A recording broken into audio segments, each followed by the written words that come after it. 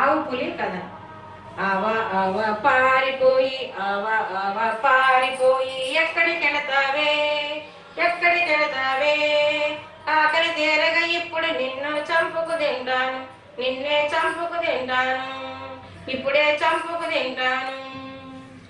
అయ్యో అయ్యో ఆగవయ్యా, అయ్యో అయ్యో ఆగవయ్యా, పోపులి బావయ్యా, ఇంటికి పోయి ఇప్పుడే నేను వచ్చేస్తానయ్యా, తిరిగి వచ్చేస్తానయ్యా, మళ్ళా వచ్చేస్తానయ్యా.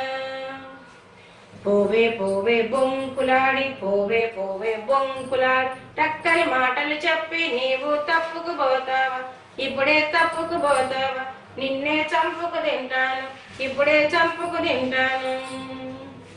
దైవం సాక్షి తలపై వట్టు, దైవం సాక్షి తలపై వట్టు, నమ్మము నా మాట, ఇంటికి పోయి ఇప్పుడే నేను వచ్చేస్తానయ్యా, తిరిగి వచ్చేస్తానయ్యా, లేక దూడకు పాలిచ్చి వచ్చేస్తానయ్యా. సరే పో, త్వరగా ఇంటికి వెళ్ళి వచ్చేసాయి. ఆవు ఇంటికి వెళ్ళి తన దూడకి పాలిచ్చి ఎన్నో నీతి సూక్తులు చెప్పి గబా పరుగు పరుగున ఆ పులి దగ్గరికి వచ్చి, అయ్యా అయ్యా పులి బావా, అయ్యా అయ్యా పులి బావా, నేను వచ్చేసేనయ్యా, నన్ను తినేసేయ్యా, లేక దూడకి పాలిచ్చి వచ్చేసేనయ్యా. అయ్యో అయ్యో, ఎంత అపచారం, ఇంత మంచిగా తినకూడదు తినకూడదు, తిని పాపాన్ని మూట కట్టుకోకూడదు, నా ఆకలిని వేరే తెచ్చుకుంటాను, ఇప్పటికీ ఆవును వదిలేస్తాను.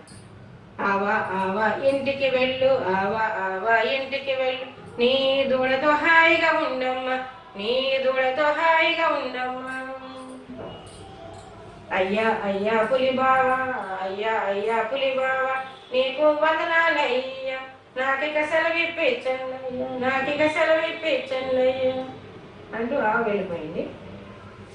దీంట్లో నీతి, ఆడి తప్పని ఆవు, ఇది తప్పని పులి, నీతి తప్పకూడదు మనం అని దీంట్లో మనం సూక్తిగా నేర్చుకోవాలి.